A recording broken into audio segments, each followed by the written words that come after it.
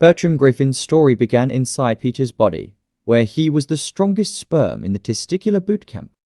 Unlike his siblings Meg and Chris, who faced doubts about their lineage. That's why Mom and Dad adopted you. What? Bertram seemed destined to be a legitimate Griffin, just like Stuart. And Meg's real father's name is Stan Thompson. Entering testicular perimeter. His first ordeal came when Stewie invaded the camp, mercilessly eliminating the other potential babies. Do you know what today is? A bad day to be a sperm.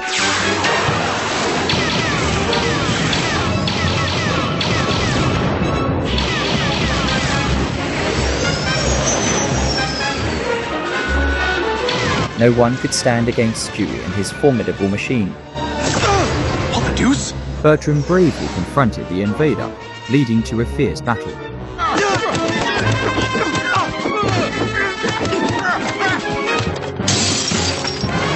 Well. Go ahead, finish me off. My one regret is that I won't be able to do away with that red-headed woman. What the? How the devil do you know about Lois? Surprisingly, they discovered a shared interest, their mutual desire to eliminate Lois. You hate Lois? I hate Lois too! This led to an unlikely friendship, with Bertram guiding Stewie to safety. Re-expansion in 60 seconds. There's the tear duct. With all competing sperm eliminated by Stewie, nothing stood in Bertram's way of uniting with Lois's egg, and being born as the fourth child of the Griffin family.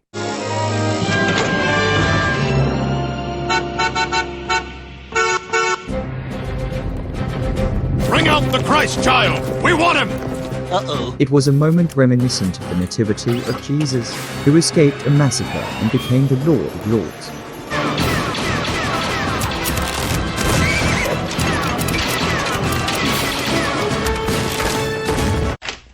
Just come out whenever you're done. However, an unexpected incident changed Bertram's path. Oh God! Oh God! Hi, my partner and I want to have a baby. Instead of being born to Peter and Lois, he was ejected from Peter's body in the sperm storage room at Quahog Cryolab and given to a lesbian couple. Mr. Griffin, you were in there an awfully long time. Are you all right? Yep, fine. There was absolutely zero chance that I spilled all the jars and had to refill them with my own sperm. This twist of fate made him Peter's biological son, but not Lois's, rendering him akin to Peter's bastard, devoid of any entitlements and privileges. Victory shall be mine! Little is known about Bertram's family life, but it's clear he had a strong inclination for matricide, much like his brother Stewie. With two mothers and a matricidal genius in the mix, the fate of this modern family can be easily imagined. Despite not officially carrying the Griffin name, Bertram had royal blood. But this is my playground. I rule this territory. As the opportune time approached, he dared to challenge Stewie for dominance over the playground. You leave me no choice but to declare war! Attention all hands. We're going to launch a massive airstrike against Bertram and his army. Behold the Armada! Now battle stations, everyone! At my signal, unleash hell!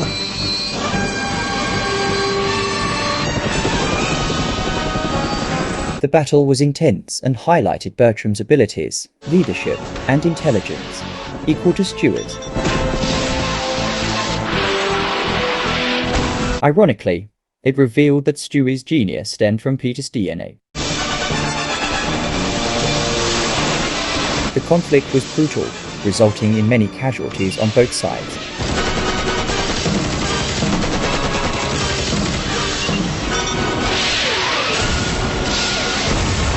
Yay, Stewie! After a prolonged war, Bertram outsmarted Stewie, successfully banishing him from the playground. Chickenpox! Bertram even resorted to biological warfare to secure victory.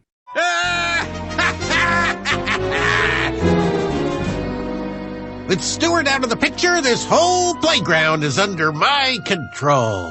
However, his reign was short-lived as Stewie recovered and infiltrated his palace, aiming to assassinate him.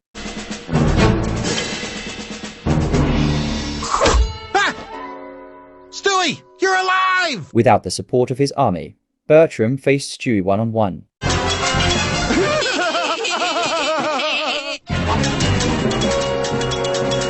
And like their first duel in the testicular boot camp, he lost to his older brother. The 1 year age gap might have made a difference in their young lives.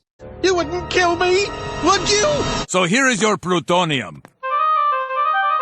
Come on! Oh, sorry. Despite the humiliation of begging for mercy, Bertram did not give up his ambition. So, Stewie Griffin invented a time machine. The defeat taught him a valuable lesson. As long as Stewie remained alive, he would never dominate even a playground. After a long and painful wait, Bertram seized an opportunity to turn the tables. He used the same tactics Stewie had used to defeat him, Bertram! sneaking into the enemy base and assassinating the key figure. But instead of facing Stewie himself, who had once overpowered him, he aimed at an easier target. Effectively erasing you from history! He infiltrated Stewie's time machine and tried to assassinate one of Stewie's ancestors, Leonardo da Vinci, presumably Lois's ancestor.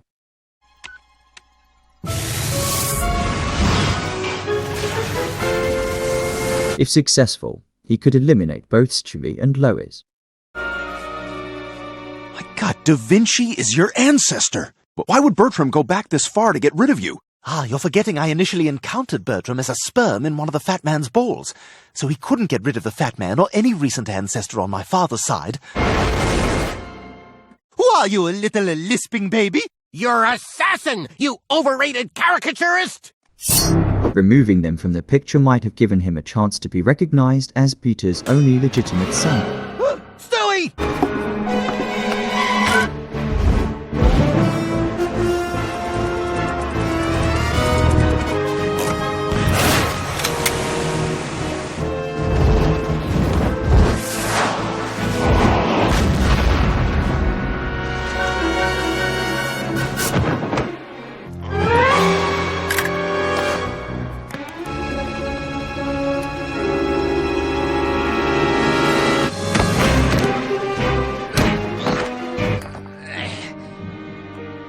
Despite his ingenious plan, Bertram was thwarted by Stewie, marking an end to their long-standing sibling rivalry.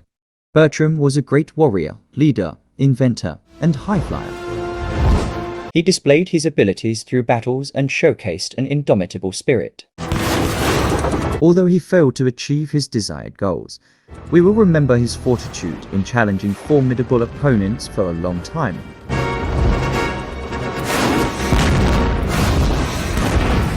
Goodbye, Lois. Some might argue that he should have learned from the case of Diane Simmons.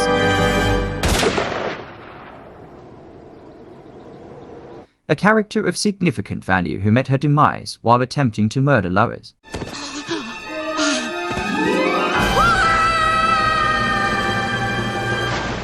But Bertram, if you erase me, you'll destroy the universe! Yes, trying to eliminate the main characters is very risky. It's like shaking the foundation of the whole storyline. As we discussed, the network of characters is like a root system. The main characters are like feudal lords with many sub-characters depending on them. So if you kill me, you're killing yourself and everything else that ever existed or will exist! Removing one main character can put many others at risk. All right, butthorns, which one of you idiots wrote this script? The creators would likely need to rebuild the entire plot from the ground up, and the resulting show might be quite different from its original conception. However, what other options did he have? Worth it! Destroying Lois and Stewie was the only path to his prosperity and ascent in the character hierarchy. His fate was sealed the moment Peter's sperms were taken out of his body, not into Lois's womb, but into the bottles in the lab. Ultimately, Bertram was killed and discarded. Hey, Bertram! Despite his abilities and potential, he could not overcome his status as an illegitimate son. He died as a rebel and a failed usurper. And his father, Peter, never knew that he had a bastard son raised by a lesbian couple. By the way, Dwarf Peter died. I didn't know what he ate, so I gave him nothing. He remains unaware of the fierce struggle that the child fought to overcome the constraints of his birth.